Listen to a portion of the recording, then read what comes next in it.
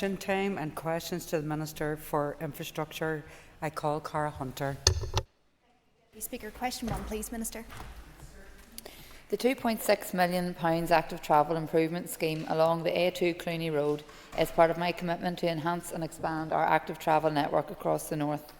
On completion, the scheme will provide significantly enhanced cycling and pedestrian facilities between Ballykelly and Greysteel, and is part of a long-term plan to improve active travel facilities in the North West.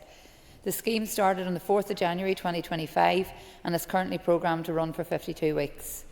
Roadworks by their nature can be disruptive, and my officials have been continually working closely with the contractor to minimise disruption to the road users, aiming to strike a balance between efficiently progressing works and minimising disruption to the travelling public. In response to concerns raised by motorists and the local community, temporary traffic management measures have been modified over the course of the scheme. Lane closures are only put in place when required, and works areas are kept as short as possible, and traffic control changed from automated traffic signals to manually operated signals to further aid with traffic progression. Also, on a number of occasions, the works were suspended to accommodate major events in the area. I fully appreciate that traffic delays are frustrating for motorists, and I appreciate that there have been additional delays in recent weeks as the works near completion. The temporary traffic management arrangements are essential for the safety of road workers and the travelling public, and I will continue to ask public to allow extra time for their journeys and to comply with the measures in place. Thank you. I call Cara Hunter. Thank you, Minister. Understandably, constituents are rightfully angry at the continued delays on this road, and we know roadworks, sometimes that can't be helped, but they really feel like they are not being listened to. I'd like to ask you today, would it be possible if you could commit sometime within the next month to come down to Ballykelly, meet with me and other elected reps, and really speak with constituents about the ongoing delays, people who are missing health appointments, school and so much more? Minister. Well, I have been in Ballykelly. I met with elected representatives in recent months, and I don't underestimate the frustrations people have. We've seen this right across the north when it comes to major roadworks like this. What I would say is that we are very cognizant of the impact it has, and officials have worked very closely with the contractor to try and ensure that any works that are happening are absolutely necessary and that we are keeping the disruption to an absolute minimum. I understand as well at the weekend with Halloween there's a huge volume of traffic as people, and it's brilliant to see so many people going to Derry specifically. However, I am aware that various routes experience the same traffic congestion. So it is a perfect storm on some occasions, but just to really assure the member and the wider community in that area that we are doing our utmost best to ensure that work progresses as quickly as possible, but we are doing as much as we can to keep people safe, particularly the road workers and road users. Thank you. I call Alan Robinson for supplementary. Principal Deputy Speaker, and I thank the Minister for that response.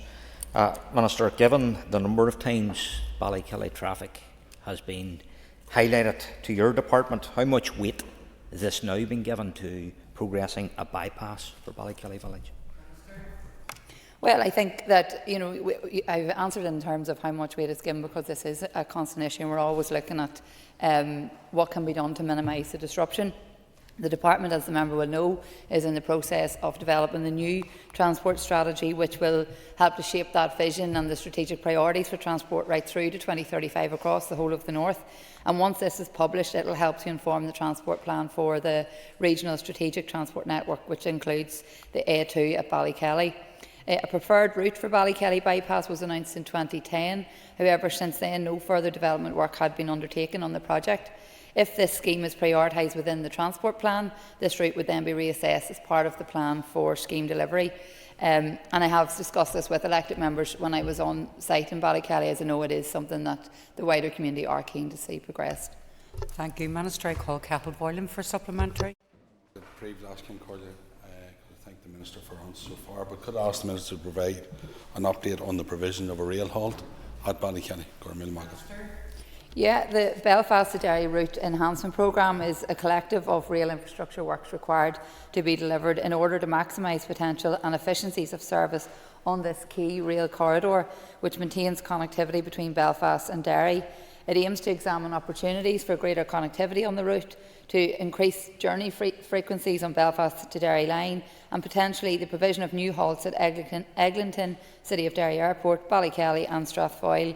It's envisaged that this may require construction of passing loops and line speed enhancements, and TransLink plan to submit a revised strategic outline case to the Department by the end of this year.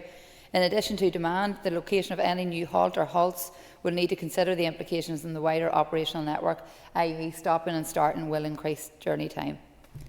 Thank you. I call Sinead McLaughlin. Question number 2. I fully recognise the need to address regional imbalance and better connect our communities, including those within the North West.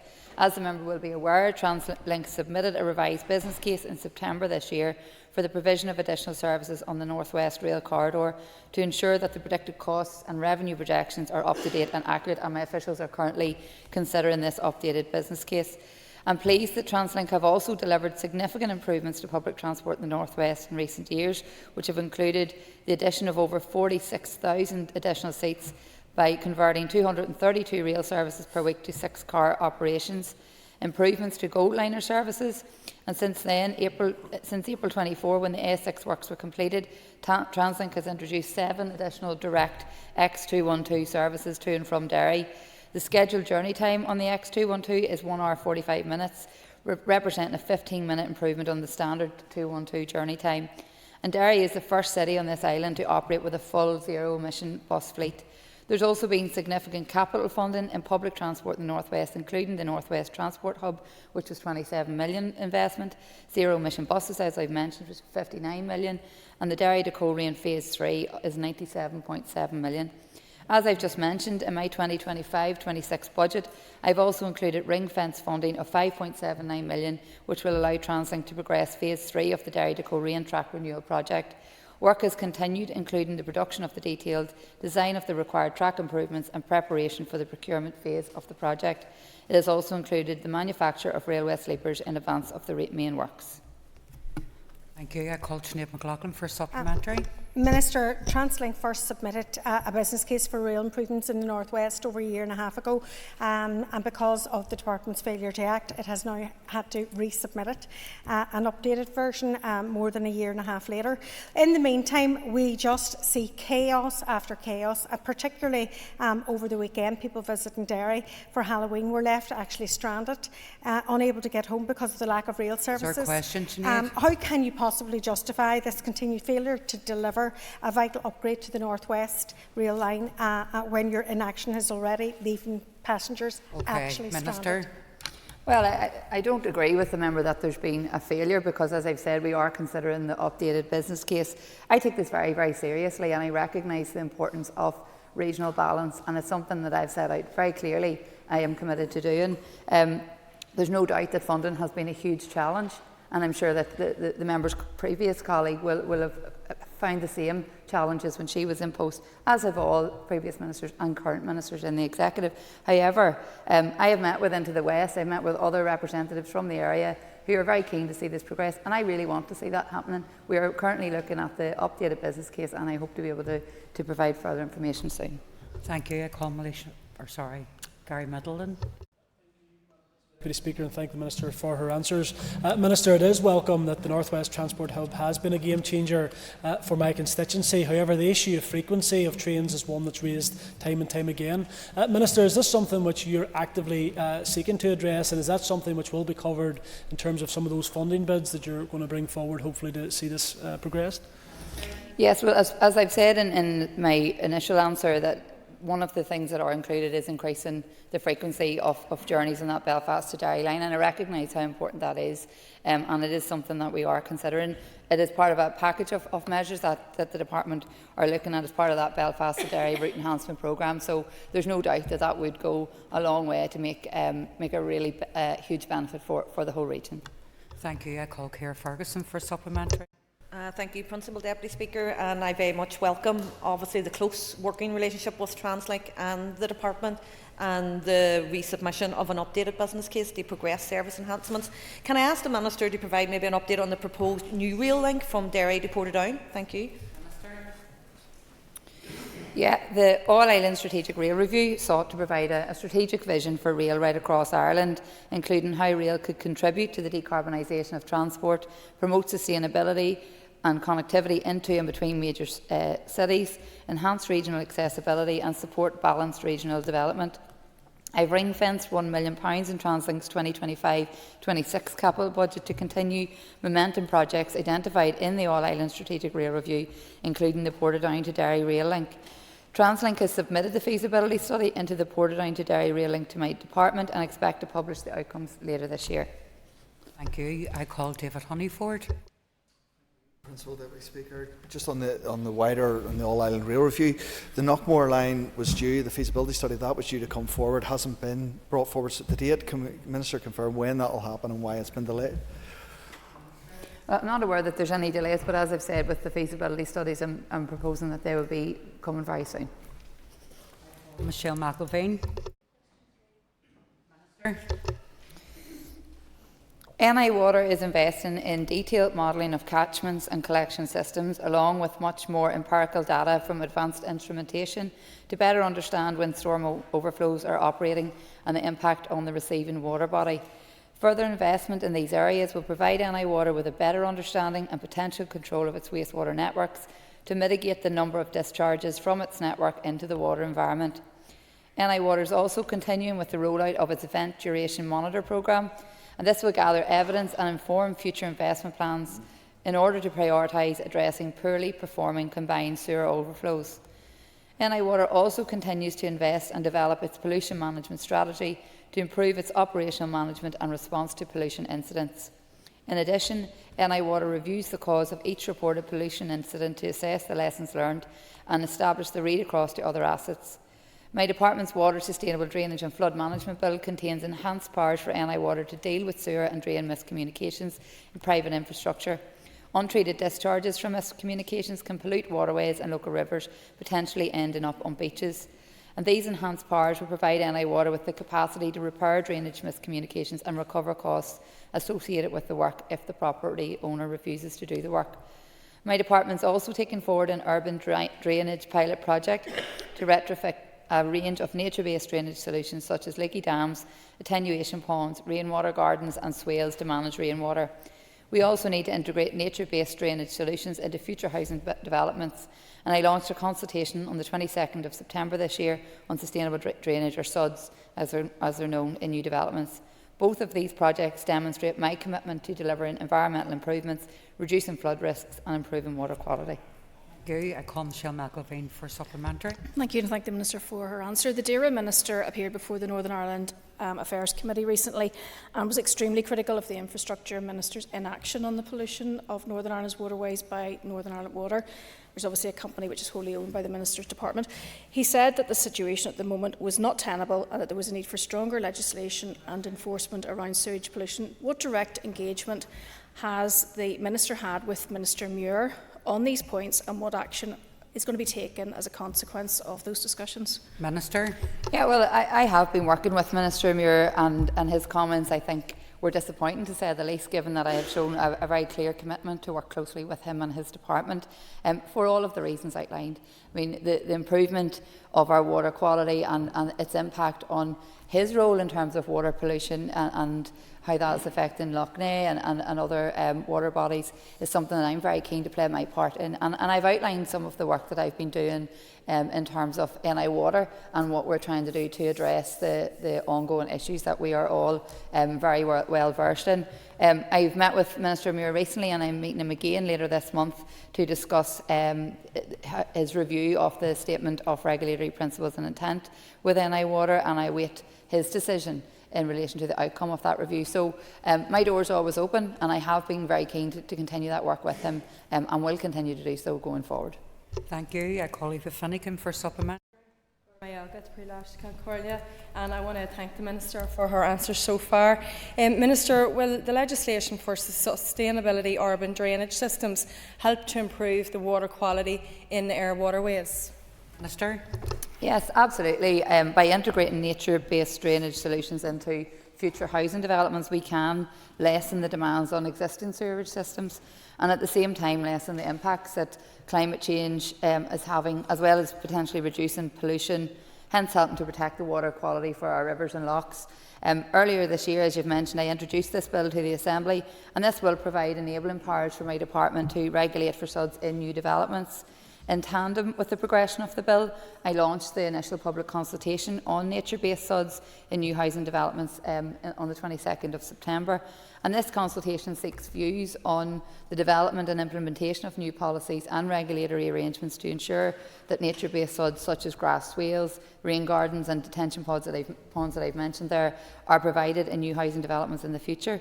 The widespread implementation of nature-based solutions will help to tackle the challenges of climate change. They'll also help to manage flood risk, improve water quality and limit the impact of new developments on the existing drainage works. And I had the opportunity to see this in action recently at Belmont Hall in County Antrim and was hugely impressed by the work that has been done by the developer there to take this on board, and I hope to see more of that going forward.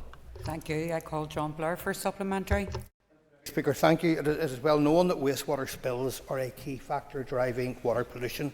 It's also known that our wastewater infrastructure is at capacity and that SUDs alone in new developments cannot change what is already there. So can I ask the Minister how she proposes to deliver without undue delay the significant investment that is needed today? So sometimes I feel like I'm saying this for the first time in this House, but I have repeatedly outlined the steps that I have been taking, as has my predecessor, John O'Dowd, in relation to finding solutions, because that's where I'm at. I'm solution focused here. At present, the Executive does not have the investment that's needed. That is well-known fact. However, I'm not prepared to sit in my hands. I've talked at length about the three-pronged approach. So we have the SUDS bill, which the member has alluded to, but I'm under no illusion that that is not the silver bullet by any case. That is not the only solution, and I'm continually looking at all everything that's available to me to ensure that we can make progress, and we have seen good progress. I've been working closely with NI Water, who have been able to deliver an innovative solution. The pilot has been delivered in Uri, which has been able to unlock capacity for the next 10 years. And that has been really, really positive and something that I hope to see more of in the time ahead. Again, I think there are lots of other things we can do, and that is working with executive colleagues to ensure that we can secure additional investment to keep this thing moving, to keep making progress in terms of our wastewater infrastructure. And as well as that, the member will be know around the consultation on developer contributions, which recently closed, which will hopefully help to supplement the money needed. So I'm under no illusions that this isn't challenging, but I'm absolutely committed to doing all that I can and working with anyone that wants to work with me to deliver, because this isn't just about the wastewater infrastructure, it's about the environmental issues, it's about progress, it's about house building, and it's about the economy of this place. So I'll continue to do that and hope to hear other suggestions from members as the time goes forward. Call Malaysia McHugh.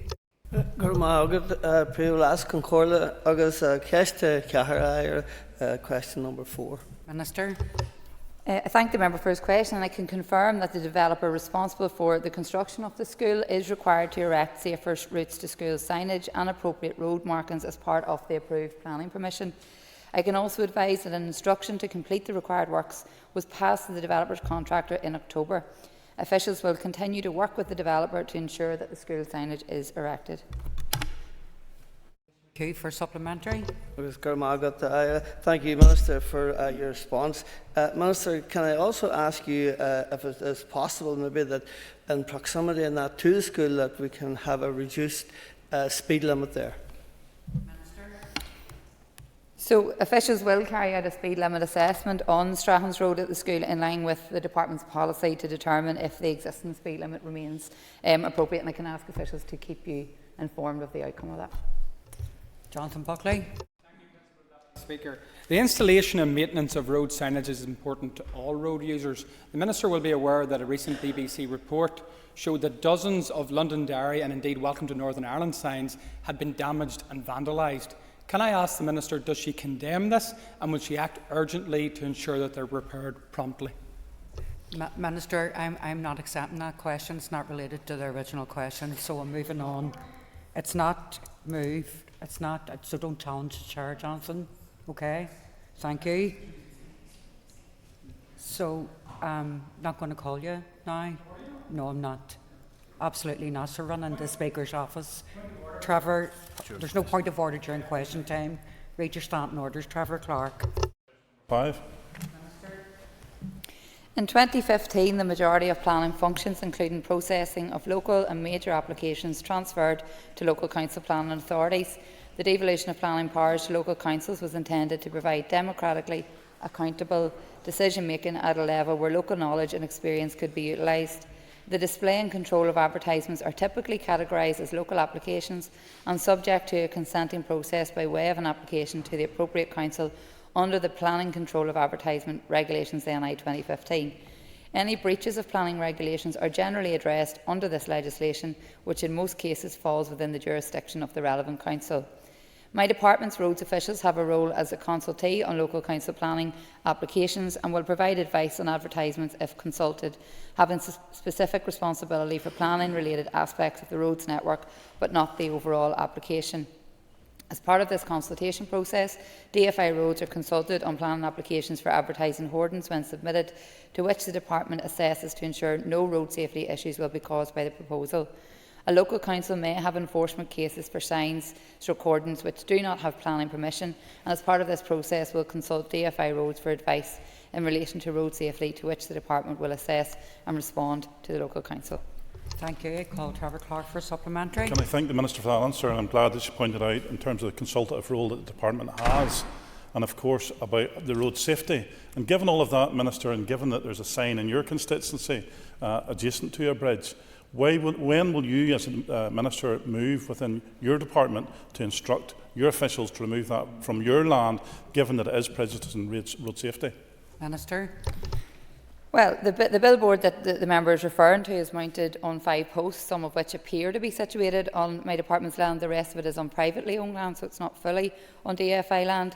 The erection of advertising signs within the boundaries of the public road is an offence under Article 87 of the Roads Order, and this article gives the department discretionary power to either seek to have the advertisement removed or to remove it ourselves if considered necessary. The billboard in question is considered to pose a low risk to road safety because it's set back from the road on an embankment, it does not obstruct sightlines and is within a 30-mile-per-hour speed limit. Thank you. I call Daniel McCrossan for supplement. Thank you, Madam Principal Deputy Speaker. Minister, did your party, are you aware that your party sought the necessary consent to erect such a sign on either public land or third-party lands? Minister. No, I'm not aware because I didn't do it. I didn't erect it. John Burrows for no, you don't want that one, but you going off that as well. Okay. Andrew McMurray. Speaker, and thank you, Minister. Minister, as you'll know, my colleague has a private members bill that will maybe sort of deal with sort of issues like this. But can you sort of assure us that due process will be followed in this matter, but also other matters that will possibly arise across the board? Minister. Yeah, so as I've said, the legislation is clear and I have outlined how that is applied. I am aware that your party colleague has a private member's bill in relation to these issues, particularly around flags and other issues that have arisen. And these are things that we are all dealing with on a regular basis. And I have had meetings with PSNI as well in terms of the nature of some of the signage and flags and things that can go up, particularly where there's a hate aspect to it or intimidatory aspect. So I continue to work with everyone to find a sustainable solution to deal with all of these issues. Thank you. I call Tom Buchanan. Question number 6. Minister. I suppose just at the outset, again, I just want to reiterate that my ultimate aim here is to ensure the delivery of the A5 flagship project, and I remain committed to doing all that I can to see this happens, that no more lives are lost on the road. The most important point made by the court was the need for a new and safer A5 dual carriageway so that no other name or no other family experience the huge tragedy that we've seen on the A5 over many years, and that's my focus. In the last financial year, my department undertook a series of targeted road safety enhancements along the existing A5 corridor, aimed at improving visibility, driver awareness and surface performance. These works included refreshing white lines, replacing signs, cat's eyes and completing localised resurfacing. My department has programmed further resurfacing work this financial year. My officials have recently provided me with a report highlighting the potential for further safety improvements on the A5, and I am currently considering what additional measures we can implement in this year. Thank you. I call Tom for supplementary. Thank you, Minister, for a response, and I do appreciate that some works has been done on the A5, but while the new Western Transport Corridor is some way down the line yet, perhaps, we're not sure yet, has the Minister considered, for example, cameras on some of the most dangerous parts of the A5 for coming in and going out of it again, that would help to slow the speed of the traffic and would be of relatively low cost? Minister. So, as part of this consideration, safety risks are routinely considered right across the entire road network, including the A5, through the analysis of the accident statistics available to us to identify where the accident cluster areas, I suppose, are significant. An additional analysis is also carried out to highlight any contributory risk factors such as vehicle speed, road condition or road configuration. Street lighting provision is also being considered in localised areas to help with driver and pedestrian safety in terms of visibility.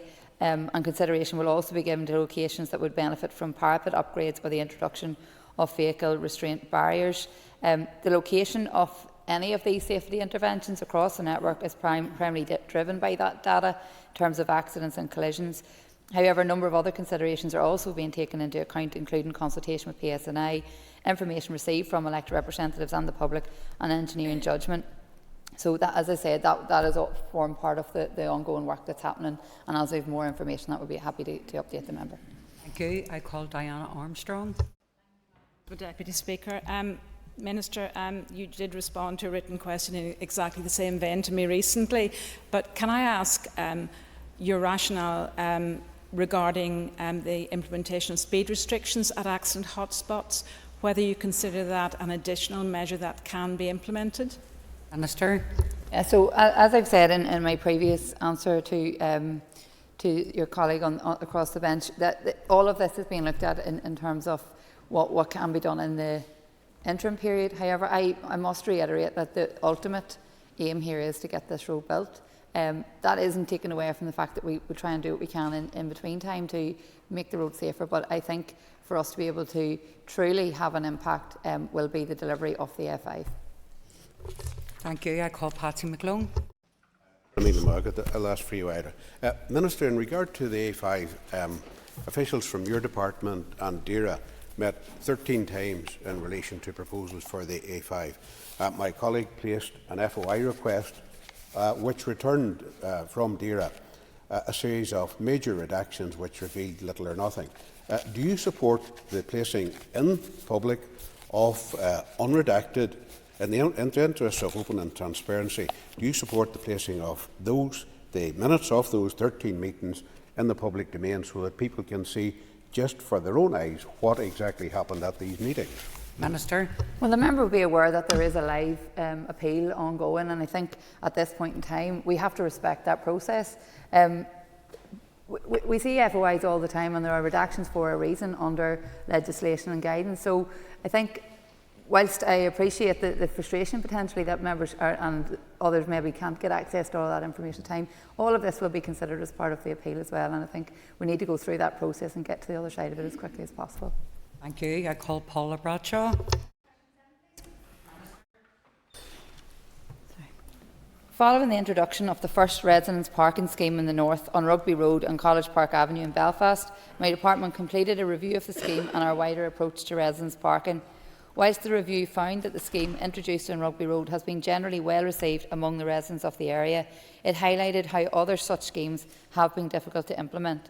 Challenges to progressing these schemes have included the resource-intensive nature of continuous redesigns of potential schemes, as well as the inability to secure the appropriate level of consensus of local residents for a scheme to be implemented, a fundamental premise of the residents' parking policy. Following the publication of the review, there has been a significant level of interest for the establishment of residence parking zones across the north, and given the level of demand and ongoing budgetary and resource constraints, I've asked my officials to develop an application process for demand-led schemes and an assessment process for all potential residence parking schemes to ensure that any requests can be appropriately considered. This process will take into account the findings and recommendations of the review and provide a streamlined approach for considering, assessing and prioritising requests going forward. I'm currently considering officials' recommendations in relation to this, and it's my intention to make an announcement imminently as to how future schemes will be assessed by my department. Paul, you have 30 seconds. Okay, Minister, you'll have received a letter from Stramballis Neighbourhood Association asking for a consultation between Linseer and Ridgeway Street. I wonder, can you advise when you'll be responding to that and when that consultation will open? Thank you. Okay, well, look, as I've said, I'm due to make an announcement on that, and hopefully that will show what steps will be taken next. Okay, so it's time to move on to topical questions. And the first topical question is for Justin McNulty. Minister, I'm a bit confused. In answer to a written question to me, you said through adopting an innovative approach, you've freed up capacity for 400 units in Newry, which is wonderful, positive news. But today you said you've unleashed on capacity for 10 years capacity. So could you just clarify what exactly you meant by that? Yeah, well, that is NI Water's words, so I'm just reiterating what they have said. And within that, they have said that we'll look at 400 properties as part of that announcement. Justin, for supplementary. So you're saying there's 400 units going to be built in Newry for the next 10 years. That's not very ambitious. I'm getting a different message on the ground from developers who cannot access the wastewater treatment network because there's insufficient capacity. They cannot build out sites. There's stalling of economic development and no housing for people that desperately need. Minister, what is the story? No drains, no cranes. You're holding back development. You're holding back the economy. Can you show some ambition, please? You've had a statement and 3 questions. Sir, Minister, respond to CC. Sorry, just to clarify, the 400 is for now, but this is unlocking capacity over the next 10 years. The original plan from NI Water costed 107 million. For 26 million, they have now been able to unlock capacity for the next 10 years, and that is what they have told me. That is what the announcement was based. So you can read the press statement that they delivered at that time. However, I am not immune to the issues that the members raised. That's why I've been working with NI Water to find solutions, and I'll continue to do so. Jonathan Buckley. Thank you, Deputy Speaker. Minister, the Dungannon-Portadown Road in my constituency has become an accident black spot, with a number of young men losing their lives tragically in accidents. There's been continual accidents along that stretch. So can I ask the Minister, will you commit to reviewing the criteria for setting speed limits on rural roads?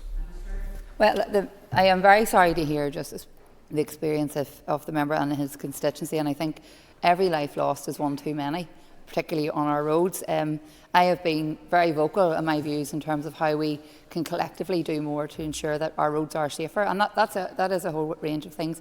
However, from coming into post, and you'll know from the recent tranche of 20-mile-per-hour zones outside schools, which I know is not specific to what you're raising, but my focus was around rural roads because I recognise that most of our rural roads are 60-mile-per-hour limits, which in my view are too high for some of the roads that people are navigating. As part of a wider review, that is something I've already set out to do, to look at the national speed limit roads in our constituency right across the north for the reasons you've outlined, because I think it's something that we need to look at to see how we can make our roads safer for everyone. Jonathan Buckley for supplementary. Thank you. Driver behaviour, and in particular speed, is the biggest causation in deaths on our roads. I would say to the Minister that the current legislation that is in place that is restrictive in terms of speed reductions on busy rural roads is something that urgently needs to be addressed. I welcome what the Minister is saying, but can she please indicate in terms of timescales when we can see progress on this issue to ensure that fewer lives are lost on our roads? Minister. Yeah, no, and I completely agree with the member when he said around driver behaviour. Driver behaviour accounts for 95% of all road collisions, and that is a fact. And I've been doing quite a lot of work and had a lot of engagement with Road Safety NI and other organisations that are really at the forefront of delivering this message. And I think that's why, as well as looking at speed limits on our roads, I've also been looking at road safety advertisement, working with as many groups, looking at vulnerable road users who are maybe more at risk when out in the roads. Your colleague facilitated a meeting with me on the Motorcycle Action Group in recent months, and that's another example of a vulnerable road user group that we need to be cognisant of. We're also looking at Fitness to Drive and other campaigns to try and ensure that we all as citizens are playing our part to ensure that everyone when on the road can be kept as safe as possible. So look, as I have further information and further updates in relation to that review, I'm happy to keep the member updated. Call Doug Beattie. Thank you, Principal Deputy Speaker. Could I just ask the Minister what action her department is taking to ensure that overhanging trees, overgrown hedges which obstruct footpaths, roads or visibility for drivers are being appropriately managed, particularly when there is confusion about who owns that, be it the property owner, be it council or be it your own department? Minister. Yeah, well, look, I mean, I've had plenty of examples myself where this has been an issue, and as elected representatives, people tend to contact us first whenever these issues arise. What I would say to the member is there are routine inspections that happen on a monthly, 3 monthly and 6 monthly basis, depending on categories of roads. However, if there are specific locations where this is a particular problem, if he hasn't already, I would ask the member to feed that into the department. I can ask them to look at that urgently, particularly if there's a potential risk for road users or pedestrians. Thank you. Doug Beattie for supplementary. Thank you, Minister, for your answer so far. And I'll be honest, if I sent you every email of every road or every footpath that I've got, I'd be spamming you for days on end. But I guess the problem is that the overgrown vegetation on private and public land sometimes causes a risk to people. And I know that your department is putting out enforcement action, but the people aren't taking the enforcement and you don't follow it up. Is there anything you could do to start following up on the enforcement action that you're putting out? Minister. Look, I'm happy to look at this because I know it can be very frustrating, and particularly where there is a risk. I suppose just to caveat that with the limited resources, and I know that is something that I feel goes through every response that we give, but it is a reality, and it is something sometimes we have to prioritise things within our remit in comparison to maybe things that aren't essentially our responsibility. However, I do take on board what you're saying. I'm happy to speak to officials to see if there's anything else we can be doing in relation to that. Thank you. I call Jerry Carroll. Thank you, Minister. You'll know that a ballot for intention to take industrial action by Unite in Translink is opening on Thursday. What's your message to the workers, Minister, ahead of the ballot opening and potential strike action in the months, the weeks before Christmas? Yeah, well, as the member will be aware, the pay award is the responsibility of Translink, and I have met with union members in recent months in relation to this. So my message would be to everyone's entitled to fair pay, and I think it's crucially important that Translink engage properly with the unions and proactively to see that we can see a fair and equitable pay award. Jerry Carroll for supplementary. Thank you, Deputy Speaker. I agree with that, Minister, and obviously terms and conditions for workers that include fair pay are essential for services being rolled out, including, of course, the night bus. Minister, have your officials looked at taking any action to address the fact that drivers are stuck on buses, in some cases up to 5 hours at a time without any breaks, because that's leading to a lot of anger, injuries and just grumblings from workers in Translink in particular? It's not something that I've been specifically aware of, but if the member wants to write into the department just with some more detail on that, I'm happy to follow up with officials and with Translink. Thank you. I call Kelly Armstrong. Thank you, and I'll declare an interest as someone who's lost a beloved family member to a death on our roads. But Minister, could I ask you for an update on your review of speeding fines?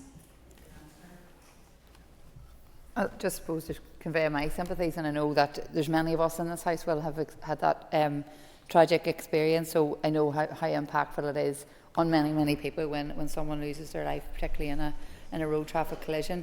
As I've outlined, road safety is an absolute priority for me as we work to reduce the number of road deaths, and as I've said to one of the previous members, one death is one too many, and we have to be doing all we can to reduce that, and also thinking about people who also get serious injury. So whilst it may not have been a fatal collision, that is a life-changing impact, and I think it's something that we have to be mindful of. As I've outlined, the Department's working on a number of interventions to improve road safety behaviour, and including those who choose to speed, and officials are currently considering options for a review of penalty fines for speeding. So once I've received that briefing and advice from officials, I will consider the next steps. Kelly Armstrong for supplementary. And I thank you, Minister, for your question. It's just when I look to the south of Ireland, and you can see that you can be fined up to £1,000 for speeding if you don't pay within a certain limit. It pales into significance here that our penalties for parking badly cost more than a speeding fine. Minister, will you commit to looking at the South of Ireland model for speeding fines to see if that could be replicated? Because the more that we can do to stop people from speeding and put them off and preventing that speeding, the more safe our roads will be. We'll be looking at all, as part of this ongoing work, we're looking at all other jurisdictions to see what works well, and I think any approach that is taken must be evidence-based, and I think, you know, even in some of the examples we've talked about earlier around 20-mile-per-hour zones and things like that, we are seeing the benefits of that, specifically in Wales. So it's something I'm keen to see how we can use that evidence to ensure that we're doing more here. We're also looking at the penalties around drug driving and use of mobile phones and things like that. A consultation has recently opened, as you might know, on mobile phone use while driving. So appreciate the members' comments, and as I get more information I'll keep you updated. I call Donny Donnelly. Thank you, Principal Deputy Speaker. I'd like to ask the Minister just for an update on long overdue work to relieve congestion in the Larne West area. I don't have an update in front of me, Danny, unfortunately, so I'm happy, if you want to write into me, I could give you a more detailed update, just because I would probably need to speak to officials to kind of get the specifics around that. Donny Donnelly for supplementary. Thank you, Principal Deputy Speaker. Yes, this has been impacting residents for many, many years, and I would like to invite the Minister, if she wants to accompany me to the site and she can see it for herself. Minister? No problem. If you, it's part of that, if you want to write in to say then to invite me down, we can make that arrange. That's no problem. Thank you. Thank you, Deputy Speaker. I want to ask the Minister if you could possibly outline the criteria for safe pedestrian crossings where there are no other options for safe crossings, particularly at roundabouts or in general. So I don't have the criteria in front of me, and you're asking very specific questions today that I would need the policy book in front of me. But I suppose every request or application for road safety pedestrian crossings are considered, you know, equally, and there are a specific set of criteria for that. But again, I'm happy to respond in writing to the member with to outline that more clearly. And if there's a specific site that you're thinking of, we can look at that and give you more detail in relation to any previous response on it, or if it's something that needs looked at presently, we're happy to do that. Neil McAllister for supplementary. I thank the Minister for the answer. The reason why I ask is because in responses from the Department and site visits, it's often car dependent on whether there is a pedestrian crossing rather than encouraging active travel, and I want to see if maybe the Department can move away from that kind of car dependent assessment and attitude to actually enabling safe pedestrian access and active travel. So the member will appreciate, and I know this just from raising issues within my own constituency over the years, that everything will be prioritised on basis of where the safety risk is higher. So if it is a route that is highly trafficked, then and it's difficult for people to cross roads, then that is probably more likely to be prioritised over somewhere where there's a lower volume of traffic. But completely take the point the member has made in relation to how we balance that with promoting active travel, and again happy to speak that in more detail in terms of what the criteria set out is, and how that may answer some of her questions, or if there's suggestions that she wishes to put forward that we could be considering in the time ahead. Thank you, Minister. I call Stuart Dixon. Thank you very much, Principal Deputy Speaker. Thank you, Minister, for your answers so far. Minister, you should be aware that there's been a long-running public campaign to access the shore at a place called Jointure Bay in Green Island in my East Antrim constituency. May I invite you to come and meet with me and local residents to help them understand why, despite the fact that Northern Ireland Water say that they want to have all of their public facilities as open as possible to the public so that they can enjoy facilities, and yet they consistently continue to block the access and right of way to the beach at Jointure Bay. Minister. If the member would write in with that detail, I'm happy to consider it. If it's something that's relevant to the department, absolutely, that's no problem. Stuart for supplementary. Yeah, can I just place on record my thanks to the Minister? I will certainly write to her and encourage her to take up that invitation. But it has been a long-running sore with people who live in the area why Northern Ireland Water, unfortunately supported by some members of Mid and East Antrim Borough Council, who asserted a right of way and yet seem to not want to take any further action. I'm happy to consider that, Stuart. Thank you. Call Diana Armstrong. Thank you, Madam Deputy Speaker. Minister, the A29 Cookstown bypass public inquiry was held last November. Have you received the Commissioner's report at this stage? No, not at this stage, but we are looking at this. And I think the recent announcement in relation to the Cookstown bypass for the next stage of it was in recent weeks. So as I get more information, happy to keep the member updated. Supplementary. Diana, you have 10 seconds. And do you intend to publish that report? Minister? Well, once that comes to me and I can consider it, and then we can update members accordingly.